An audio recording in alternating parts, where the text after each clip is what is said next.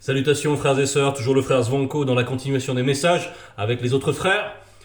Donc, sous la tutelle de Zulu Lassan, l'unique enseignant dans le visible en cette période. Et nous allons, par la manifestation de la grâce de Loba, l'unique créateur dans notre support, dans Bibel, nous allons aller aujourd'hui dans Essombe. Dans Essombe, Paul de Tarse dans les Bibles classiques, les Bibles falsifiées, avec des noms inventés. Et nous allons donc dans, on a dit Essombe, au chapitre 26, verset 16. Essombe, c'est sous-titré La réconciliation. Et aujourd'hui, nous allons évoquer la réconciliation, justement. Mais le thème principal du passage, il est indiqué, c'est notre résurrection. Notre résurrection. La résurrection, c'est le fait donc de revenir à la vie, esprit, âme et corps, mais d'une manière magnifiée, d'une manière transformée, de manière incorruptible, pour l'ongela buindea, c'est-à-dire la vie éternelle, dans une réalité spirituelle qui est difficile à entendre, parce que les gens qui sont dans les fausses doctrines se représentent le paradis de manière charnelle. Ils pensent qu'ils auront toujours des corps physiques, ils pensent que les anges, ils ont des ailes de pigeon, qu'ils ont des faces de craie, qu'ils sont blancs, qu'ils sont qu'ils sont des êtres avec une puissance vraiment très très limitée. Non, ce n'est pas ainsi. Ce n'est pas ainsi. Les entités, les anges, ce sont des êtres de puissance. Et nous sommes appelés à la résurrection, à devenir nous aussi participants d'une réalité, celle de la puissance du Verbe de Loba. C'est cela la résurrection. C'est recouvrir un corps qui est conforme à cette réalité. Un corps de gloire et de puissance. C'est cela que les gens ne se représentent pas. Aussi, nous allons aller maintenant au verset 6. Au verset 6, donc, qui nous dit « Or, si l'on prêche que Joki Sabe est ressuscité des morts, comment quelques-uns parmi ceux qui ont cru disent qu'il n'y a point de résurrection des morts ?» Mais oui, c'est ce que va expliquer ici Essombe tout du long. Comment on peut envisager que la résurrection n'existe pas, puisque c'est tout le propos de notre foi. C'est tout l'objet de notre foi, c'est le but. C'est le but, c'est donc ressusciter et faire partie de ceux qui goûteront à la vie éternelle, de ceux qui seront dans Wuma Monyenge, c'est-à-dire dans le paradis, dans cette terre. Parce que Wuma Monyenge, c'est aussi notre terre, c'est Wase magnifié. Magnifiée dans un corps de gloire également, participante de cette gloire. Elle revêtra également son corps de gloire. Voilà tout ce qui se passe. C'est ça Wuma Monyenge, le paradis, c'est ça. Et c'est pleinement participant de cette nouvelle nature. Bien. Donc, si c'est le but, comment certains pensent et continuent à croire que, en fait, la résurrection des morts n'existe pas. Pour bien saisir cet état de conscience, on va aller dans Kudumene-Mula, l'évangile caché de Kudumene-Mula.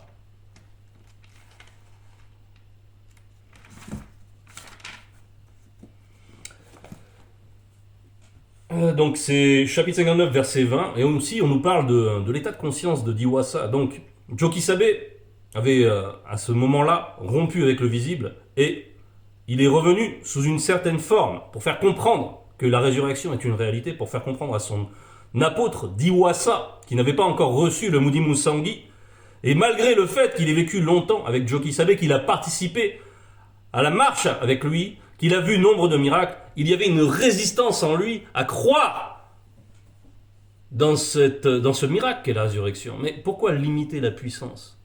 Il faut pas limiter la puissance. Tout a été fait par le Verbe. Le moindre atome de cet univers a été fait par le Verbe. Qu'est-ce qu'il y a de si invraisemblable à croire que le Verbe dispose du moindre atome de notre corps pour le ressusciter. Donc allons voir l'état de conscience de Diwasa. Donc Diwasa n'était pas avec eux lorsque Joki Sabe vint. Donc Diwasa, il n'avait pas assisté à une scène. Et à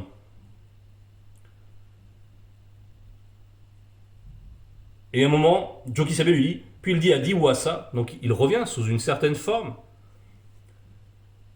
Il dit à Diwasa, avance ici ton doigt et regarde mes mains, parce que avance aussi tes doigts et mets-les dans mes côtés et ne sois pas incrédule, mais crois. Parce que Diwasa, il avait dit, si je ne vois pas dans ses mains la marque de clou, si je ne mets pas mon doigt dans la marque du clou, si je ne mets pas mes doigts dans son côté, je ne croirai point. Donc, il y avait une résistance en lui à croire à cette possibilité que le corps puisse être restauré et même ressuscité, c'est-à-dire magnifié. Mais ici, Joki Sabe revêt une certaine présentation de son corps pour lui faire comprendre. Et il lui fait comprendre à travers ses propres mots. Et il insère charnellement ses doigts dans le corps, dans les trous, là, des mains, dans les trous du côté. Il a besoin de ce côté charnel pour croire. Et il ne faut pas être ainsi disposé. Il ne faut pas être à ce point incrédule. C'est un défaut. C'est ce qui fait croire, c'est ce qui nous fait dire ensuite, c'est ce qui Joki Sabe va certifier. Donc au verset 24, Diwasa lui répondit, Mouledi, Joki Sabe lui dit, parce que tu m'as vu, tu as cru. Heureux les non-initiés graciés qui n'ont pas vu et qui ont cru. Qui n'ont pas vu et qui ont cru. Et nous n'avons pas vu. Mais par contre, nous voyons aujourd'hui qui est Zululassan, le deuxième né de la création. Et nous voyons le lustre qu'il a, la puissance qui émane de lui, la science qui émane de lui. Et nous voyons Bibel, nous voyons quelque chose de très concret que nous tenons dans la main, que nous pouvons consulter. Et nous voyons combien les Bibles à côté paraissent des torchons, des serpillères, c'est pas digne d'être mentionné, et pourtant nous les mentionnons pour les dénoncer, puisqu'elles veulent passer pour des œuvres de lumière. Mais l'œuvre de lumière, c'est celle que Mouledi manifeste. Et Mouledi, le deuxième né de la création, Zululassan, témoigne de qui est Joki Sabe, de qui est le véritable Christ, qui n'est pas JC, cet imposteur, derrière lequel sévit un démon qui s'appelle Mitélé. Tout ceci nous avons été enseignés. Et nous voyons comment ce menteur de JC qui fait semblant, même leur Bible témoigne qu'il fait semblant, et eux ils s'en remettent à des contes. Puisque même historiquement, sa naissance n'est pas conforme, il y a un anachronisme. Dès le début, dans le témoignage. Mais par rapport à Hérodote le Grand. Mais tout ceci, Mouledi en a parlé en détail. Donc nous allons retourner dans notre passage 7. Nous avons vu aussi, donc, en passant, quel est cet état de conscience auquel il ne faut pas ressembler. Diwasa, bien sûr, après il a reçu le Mouni Monsangui, il a œuvré en tant qu'apôtre, sa nature a changé par là même aussi. Il a passé un cap, sa conscience a été transcendée, et il ne raisonnait plus de manière charnelle. Son identité lui a été révélée, il connaissait qui il était spirituellement, et c'est ce à quoi nous appelle Joki Sabe. Et tout le message, à nous connaître qui nous sommes, notre moi divin, auquel nous sommes identifiés, si nous sommes connus. Donc, c'est cette nature-là qu'il faut vivre. De plus en plus, de mieux en mieux, en faisant tous les efforts dans la sanctification. Et non pas cette conscience charnelle qui nous limite, qui est lourde, qui est faite de soucis, d'incrédulité. Laissons tout cela. Laissons tout cela. Ça nous encombre. Ça nous limite. C'est un poids. Pourquoi vouloir rester comme ça dans un corps qui est si lourd alors qu'on nous propose, alors qu'on nous offre, par la grâce manifestée de l'Oba, Longela Buindea, une vie véritable, incomparable. Les entités. Oh. C'est tellement merveilleux. Gloire à l'Oba. Donc, verset 7, et Sambé poursuit dans notre passage thème. S'il n'y a point de résurrection des morts, Jokisabe non plus n'est pas ressuscité. Et si Jokisabe n'est pas ressuscité, notre prédication est donc vaine. Et votre foi aussi est vaine. Mais oui, ça revient à dire cela. Si Jokisabe n'est pas ressuscité, alors pourquoi? À quoi est accolée notre foi? Puisque Jokisabe, lui, il a tout rétabli. C'est ce que nous allons voir. Et il a permis que nous ressuscions les arts de l'esprit à notre époque. Et pour faire quoi? Pour que le Mundi s'occupe de nos âmes au moment de notre rupture avec le visible. Pour que le Saint-Esprit les maintienne en vie. Pour que nous soyons vivants. Pour que la mort n'ait plus d'emprise sur nous. Et que ce corps que nous allons laisser au moment de la rupture, il soit lui aussi ressuscité en son temps. Lors de la grande consommation, lors de l'avènement spirituel des deux.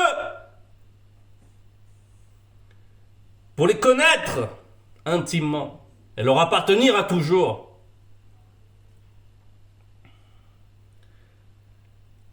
Verset 9, il se trouve dans ce cas que nous serions de faux témoins à l'égard du verbe de Loba, puisque si ce fut ainsi, nous aurions témoigné contre le verbe de Loba, en disant que Loba a ressuscité Jokisabe par son Mundi, tandis qu'il ne l'aurait pas ressuscité. S'il est mort, ne récite point. Donc oui, il va plus loin, et il fait, ça veut dire que nous sommes menteurs alors. Ça veut dire que tout ce que nous vous avons enseigné, ce à quoi vous avez prêté attention, tout ça, en fait, ce serait frauduleux. Ce serait faux. Ça voudrait dire ça. Ça veut dire ça, ne pas croire à la résurrection. Si on ne croit pas à l'aboutissement de la foi, c'est remettre en cause la foi elle-même et l'origine de cette foi. Voilà ce qu'est en train d'expliquer Sambé. Car si les morts ne ressuscitent point, Jokisabe non plus n'est pas ressuscité. Et si Jokisabe n'est pas ressuscité, votre foi est vaine. Vous êtes encore dans vos péchés, et par conséquent, aussi ceux qui sont morts physiquement et non spirituellement en croyant en Jokisabe sont perdus. Et oui, ils sont perdus puisqu'ils ne ressuscitent pas. Comment ils vont faire? Et si Jokisabe n'est pas ressuscité, mais alors, on parle pour faire quoi? C'est pour ça qu'ensuite il va pousser jusqu'à l'extrême le raisonnement. Verset 12, si c'est dans cette vie seulement que nous espérons en Jokisabe, nous sommes les plus malheureux de tous les hommes. Nous sommes les plus malheureux de tous les hommes si c'est dans cette existence seulement que nous croyons en Jokisabe. Mais ça veut dire que si on a cette foi, mais qu'on n'a pas l'espérance qui va avec, parce que la foi, elle produit des œuvres de foi. Et elle produit aussi les fruits du Mundi Musangi. Elle donne la paix, elle nous réconcilie avec les réalités spirituelles, elle nous donne l'espérance, puisqu'il y a la promesse du royaume. Et qu'est-ce qui relie avec la promesse? Eh bien, c'est la foi, et c'est l'espérance dans cette promesse, d'être participant de cette promesse, de la vie éternelle, de l'Ongela Bwindea, de Wuma Monyenge, du paradis. Donc, si on décolle la foi en Jokisabe, de la résurrection, mais ça n'a aucun sens. C'est comme une patte qui n'aura jamais levé. On ne peut rien en faire. Donc, ça n'a pas de sens. Ça n'a pas de sens et c'est dangereux de limiter, comme l'état de conscience de Diwasa à l'époque, de limiter la capacité du verbe. Parce que le verbe, c'est la toute divine puissance. Il faut peser les mots. C'est-à-dire que tout est possible, le verbe. Absolument tout. Même de faire sortir des fils des pierres que l'on voit, qui semblent inertes. Donc, il ne faut pas limiter le verbe. Même Moto a été tiré du sol. Et nous allons voir... Donc, au chapitre 23... Et Sambé nous dit maintenant, au verset 13, maintenant donc ces trois choses demeurent. La foi, l'espérance, l'amour issu du verbe. Donc il y a la foi, il y a l'espérance et l'amour issu du verbe. Tout ça fait que Ces trois réunis fait que nous vivons la sanctification. Bien sûr, la plus grande de ces choses, c'est l'amour, mais ce n'est pas le thème du jour. Aujourd'hui, on va parler de l'espérance qui est accolée à la foi. C'est ce qui nous permet de nous projeter par rapport aux réalités spirituelles, de les envisager, de nous laisser enseigner par rapport à ce qu'on ne voit pas. Puisque la foi, c'est quoi? C'est la confiance dans les choses qu'on ne voit pas. C'est aussi ce qu'explique Esombe.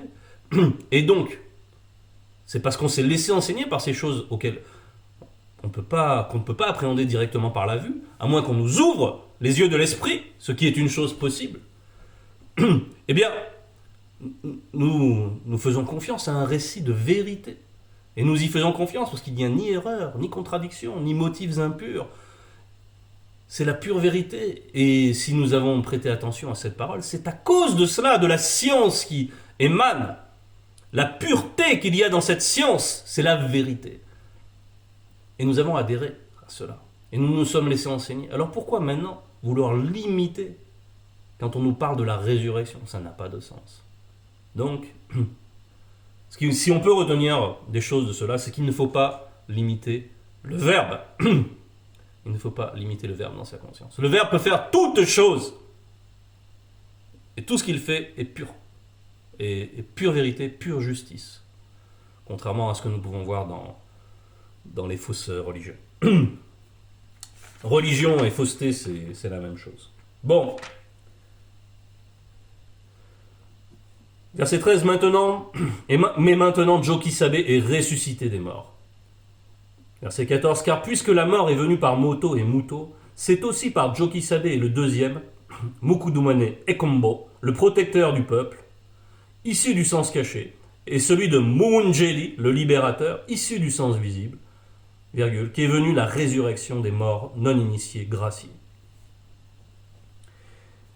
Verset 15, et comme tous meurent en Moto et Muto, de même aussi tous non-initiés graciés et initiés vivront spirituellement dans le grand tout, en Jokisabe et au deuxième. En Jokisabe et au deuxième.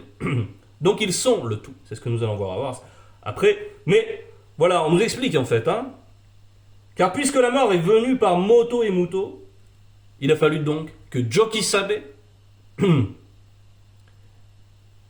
que Mukudumane et Kombo, qui est aussi Zulula, viennent pour restaurer ce qui avait été perdu par Moto et par Muto. Ce qu'a fait Jokisabe, c'est qu'il a réparé les failles. Il nous a réconciliés. Alors, pour envisager bien cela, nous allons aller dans Bebotidi 3, au verset... C'est page 22, 3, verset 7, et nous allons prendre au milieu du verset. C'est donc au moment où... c'est donc consécutivement à la consommation de l'enseignement interdit, lorsque Moto a pris ce qui est appelé Adam dans les Bibles classiques, a pris ce fruit interdit, eh bien, voilà ce qui s'est produit. Ils firent alors naître au-dessus d'eux une élévation ombreuse, voile de tristesse mutuelle et de déchirement, et se firent pour leur corps physique des vêtements. Bon, voilà ce qui est arrivé. C'est donc on nous dit un voile de tristesse mutuelle et de déchirement. Voilà ce qui est advenu à la suite de cela. C'est-à-dire une séparation, c'est-à-dire la muabilité, c'est-à-dire qu'en fait, la séparation entre l'esprit, l'âme et le corps, une dissociation, un écartèlement, parce qu'il y avait une autre loi, l'obscur principe, qui a été manifesté à eux, et ils n'étaient pas prêts pour recevoir cela, cette conscience-là. Mais on ne va pas aller trop en profondeur. C'est juste pour comprendre que donc il y a ce voile qui s'est manifesté à ce moment-là. Cette déchirure, c'est ce que les gens ressentent lorsqu'ils sont esseulés, lorsqu'ils n'ont pas la grâce manifestée du Verbe de l'Oba. Ils sont dans la tristesse. Quoi qu'ils en disent, au fond, ils savent qu'au milieu d'eux, là, au milieu d'eux, il y a comme un vide qu'ils voudraient bien remplir, mais ils ne savent pas comment s'y prendre. Alors ils le remplissent avec du n'importe quoi, ils consomment du n'importe quoi, des fausses religions, de l'impudicité, de la violence. Ils mettent n'importe quoi, ils se nourrissent, et puis ils sont encore plus tristes. Et ils vont au gré de... Ils ont quand même la loi morale, hein, la loi naturelle, celle qui est inscrite naturellement en eux, qui leur sert quand même de guide. Donc normalement, ils font des choix. Il y a le libre arbitre, bien entendu. En fonction de cela, ils font des choix. Mais donc il n'y a pas l'accord. Et voilà ce qui nous a été dit, nous. Donc, Esombe, c'est le chapitre 26 toujours, au verset 43. Car le Verbe était en Jokisabe, réconciliant les non-initiés graciés avec lui-même avec un L majuscule. En n'imputant point aux non-initiés graciés leurs offenses, il a mis en nous la parole de la réconciliation. La parole de la réconciliation, afin que esprit, âme et corps puissent à nouveau converger par le fait d'être éclairés par la grâce, par le fait que nous puissions recevoir la paix par rapport à la tristesse, à la déchirure, et également avec cette paix, dans cette parole de réconciliation, il y a la paix qui permet aussi d'adhérer aux promesses, de les considérer, donc celle de la résurrection. Il y a ce vers quoi nous tendons, il y a le but. Nous savons que tout ceci est passager, que nous sommes des voyageurs ici-bas, que nous sommes aussi des acteurs, que nous agissons par la puissance du Verbe qui nous anime, et que le Verbe peut se servir de nous avec puissance pour convaincre, que nous sommes là pour nous sanctifier, pour témoigner, et pour recueillir le fruit, pour la victoire, pour que nos corps, à l'issue de tout cela, soient transformés, pour qu'ils deviennent incorruptibles, immortels, immuables, et que nous vivions à toujours, frères et sœurs, que nous vivions à toujours dans la grâce manifestée de l'Oba. Bien, tout ça se fait par la parole de la réconciliation. C'est-à-dire que nous avons reçu donc déjà tout ça, ce sont les arts de l'esprit, du mundi. Et tout ça, il appartient aussi à nous-mêmes de le faire fructifier, de vivre véritablement la sanctification.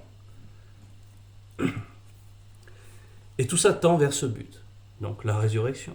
N'enlevons pas le but. Si nous enlevons le but, nous enlevons la promesse. Si nous enlevons la promesse, il n'y aura plus la paix. S'il n'y a plus la paix, il n'y aura plus que le n'importe quoi. Et nous allons nous perdre.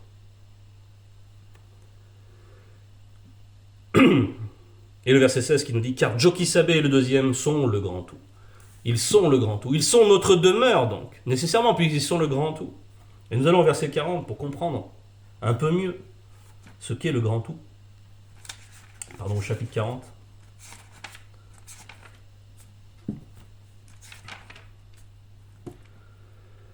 Deux fils manifestés avant la non-existence. Car oui, Jokisabe, il s'est dépouillé pour vivre, pour rétablir les choses. Il l'a fait parce que l'Oba lui a ordonné de le faire. Mais il l'a fait en démontrant ce qu'est l'amour manifesté de l'Oba. Tous ses agissements, tout ce qu'il a fait, il a même allé jusqu'à donner son propre corps, par amour, pour nous les non-initiés graciés, pour ses compagnons, pour les apôtres. Donc, mais il faut prendre la mesure de ce que c'est, puisqu'il faut comprendre d'où ils viennent, les deux premiers-nés de la création. On nous dit qu'ils sont le grand tout. Jokisabe et le deuxième sont le grand tout, les deux fils manifestés avant la non-existence, avant que toute chose ait été faite. Dans la non-existence, c'est même quelque chose que les entités, donc, les anges diront d'autres, les entités, donc, ne peuvent concevoir. Eh bien, eux, ils sont par-delà ça. Ils sont la base même de la non-existence. Ils ont été ensuite manifestés dans le spirituel. Ce qui est pour eux un dépouillement déjà. Et ensuite, ils sont venus dans le visible, dans ce visible de la chute. Ce qui est pour eux un dépouillement extrême. Donc il faut considérer cela.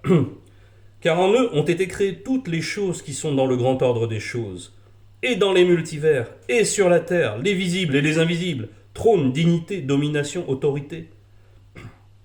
Tout a été créé à l'intérieur d'eux, et pour eux, par le moyen de la manifestation de la volonté de l'Oba.